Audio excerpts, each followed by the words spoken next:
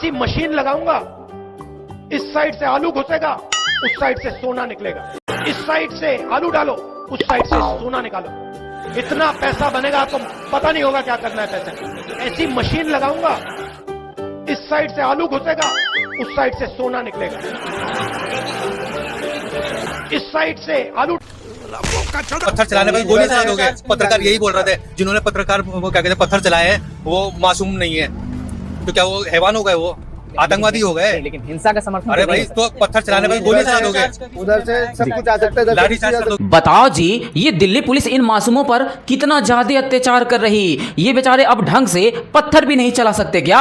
हमारे प्यारे शांति दूतों को अब पत्थर चलाने की भी आजादी नहीं क्या? ये उधर पत्थर चलाते और आप लोग उनके पिछवाड़े पर पत्थर रखकर कूट देते। मोदी जी, ऐसी तानाशाही तो बिल्कुल भी नहीं चलेगी। चलना तो दूर, पिछवाड़ा रखकर बैठना भी मुश्किल हो जा रहा। हो गया ना पूरी? हो गया। और स्टडी रखना प्रॉपर। भाई हाथ क्यों किया था आप लोगों ने? क्या वजह था करने का? परवाह क्यों किया था आप लोगों ने? मत लगा यार।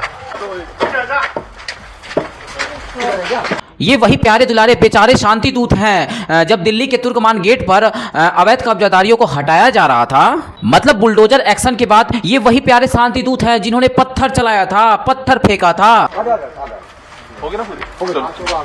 ये चेहरा छुपाना, अपने पैरों पर चलकर जाना, ये कुछ शोभा नहीं दे रहा, खासकर पड़ोसी प्रदेश उत्तर प्रदेश को, क्योंकि यहाँ का जो सिस्टम है वो सबसे अलग है। आप सबको पता होगा, कुछ तो सीख लेते आप लोग। पत्थरबाजों के साथ कैसे पेश आया जाता है, उनको कैसे सम्मान देना चाहिए, कैसे उनको सम्मान दिया जाता है, एक बार अपने निर्मोही बाबा यानी योगी बाबा से संपर्क तो कर लेते। ये जो सारे शांति दूत हैं, जो पत्थरबाज हैं, वो अपने पैरों से चलकर नहीं जा पाते। ऐसे है हमारे निर्मोही बाबा यानी योगी बाबा। तो हेलो दोस्तों, मैं अभय नागवंशी चेंजियोलक जीरो से हीरो तक में आपका स्वागत है।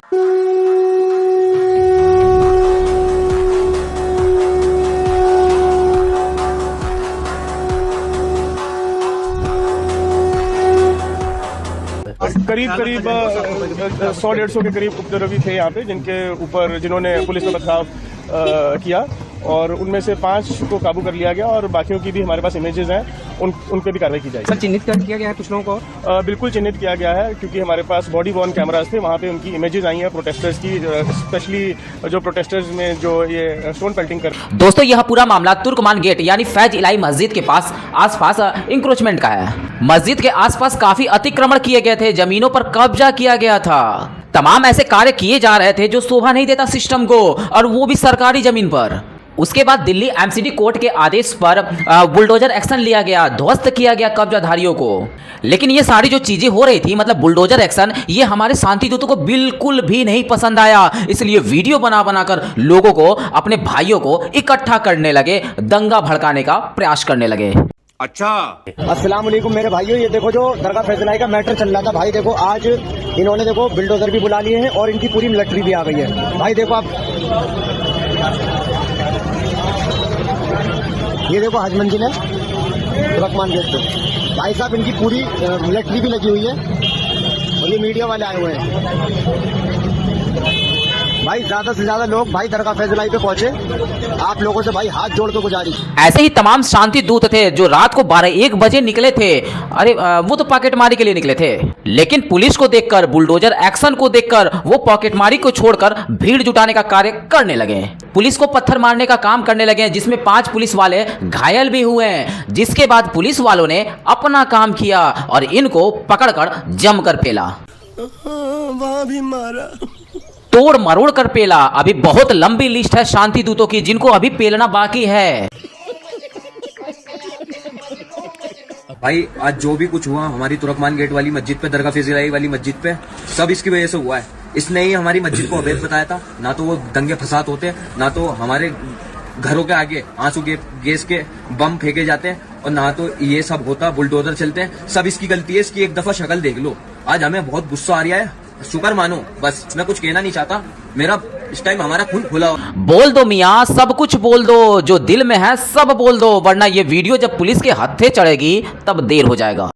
बात तो सही है।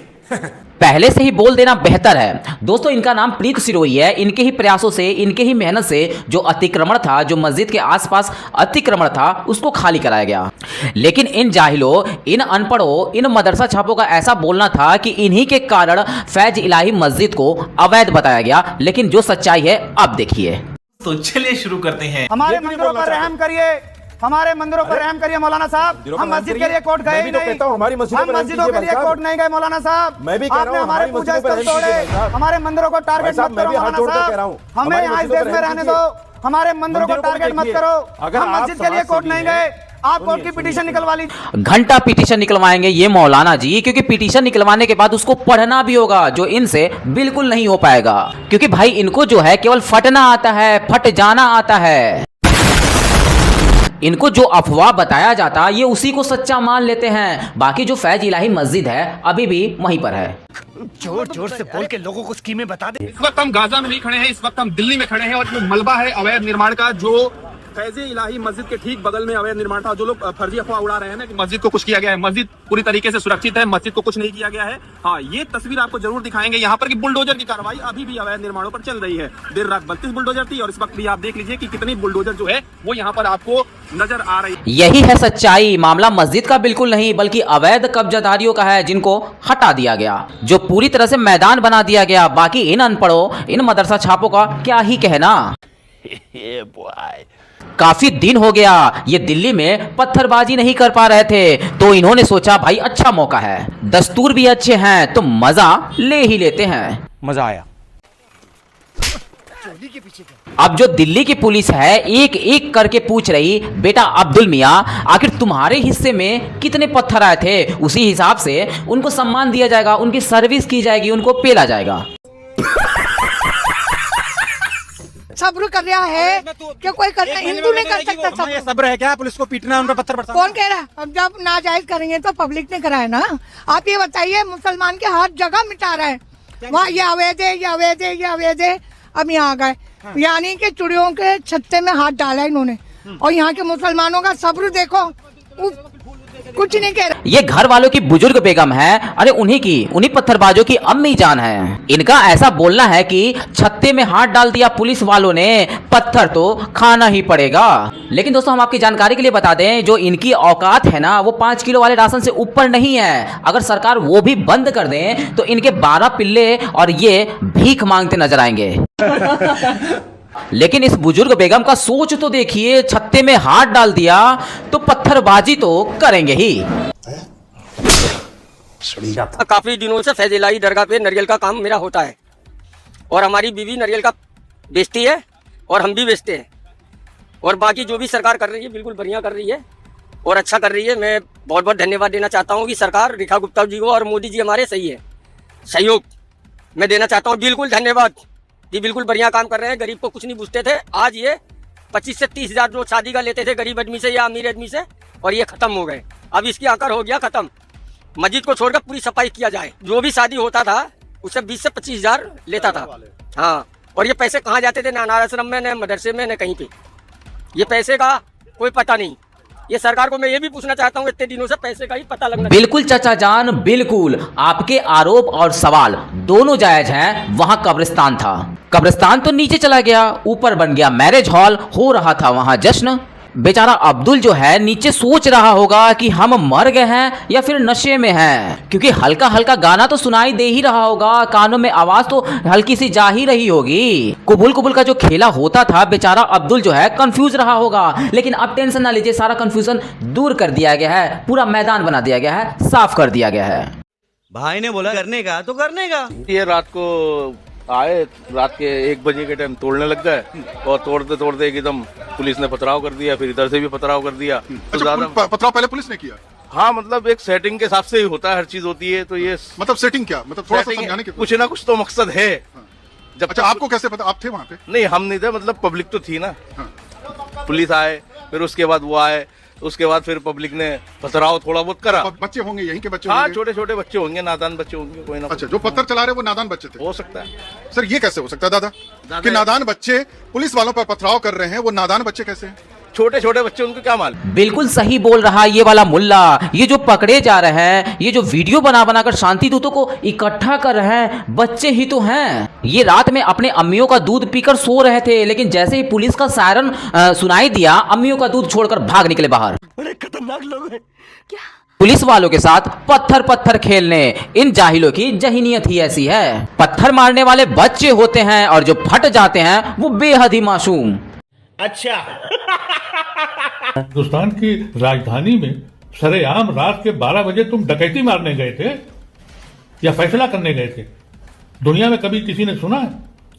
भाई सुबह के वक्त आप जाते, अगर आपका क्लेम था, जबकि वक्फ बोर्ड के लोग और कमेटी के मेंबरान, मस्जिद कमेटी के मेंबरान ये कह रहे हैं कि हमारा लीगल केस है, कोर्ट में केस पड़ा हो। झब्बर मियां कोर्ट के आदेश पर ही इस कार्रवाई को किया गया है। अब वो दिन में जाए या रात में जाए, तुमको क्या दिक्कत? हाँ, अगर दिन में कब्जाधारियों को हटाया जाता तो पूरा मामला ही बदल जाता, क्योंकि भाई जो रात के समय था उसमें छोटे छोटे बच्चे पकड़े गए थे ना, जो अपनी अम्मियों का दूध छोड़कर बाहर निकल गए थे। और अगर दिन में इस कार्रवाई को किया जाता तो अपने अब्बू जान का जो पीने वाले है ना, वो भी पहुंच जाते, फिर मामला कुछ ज्यादा बढ़ जाता। ये जो 100-150 बच्चे कैमरे में कैद हुए हैं, ये हजारों में बढ़ जाते हैं और फिर क्या होता, 1000 लोगों का पिछवाड़ा टूट सकता था। आपको नहीं पता क्या? और यही कारण है कि रात के समय एक्शन लिया गया, कम लोगों को कूटा गया, कम लोगों को पेला गया। हम हिंदुस्तान के लोग अफवाहों पर ज्यादा बिलीव करते हैं। अफवाह ये उड़ गई कि मस्जिद को गिराया जा रहा है, तो एक्शन का रिएक्शन तो होना ही था। अब हिंदुस्तान के अंदर मस्जिदों की बेहुरमती आम सी बात हो गई है, जबकि ऐसा कभी नहीं हुआ है हिंदुस्तान की तारीख में, आज तक नहीं हुआ।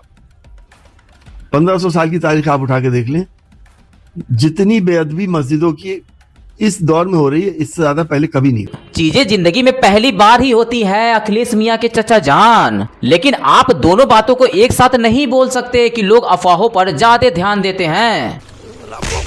पुलिस कार्रवाई करती है मस्जिद पर, लेकिन चचा जान आपको भी बढ़िया से पता होगा कि मामला मस्जिद को लेकर नहीं, बल्कि अवैध कब्जाधारियों को लेकर होने वाला था। मैं नहीं बताऊंगा। दोस्तों, तो कैसी लगी आज की वीडियो? हमें कमेंट बॉक्स में रिप्लाई करना बिल्कुल भी ना भूलें। वीडियो अंत तक देखा तो उम्मीद करता हूं कि पसंद तो जरूर आई होगी, इसलिए लाइक करें और अपने दोस्तों के साथ शेयर करना बिल्कुल भी ना भूलें। तो मिलते हैं आने वाले नए वीडियो के साथ, तब तक के लिए जय हिंद, जय भारत, वंदे मातरम।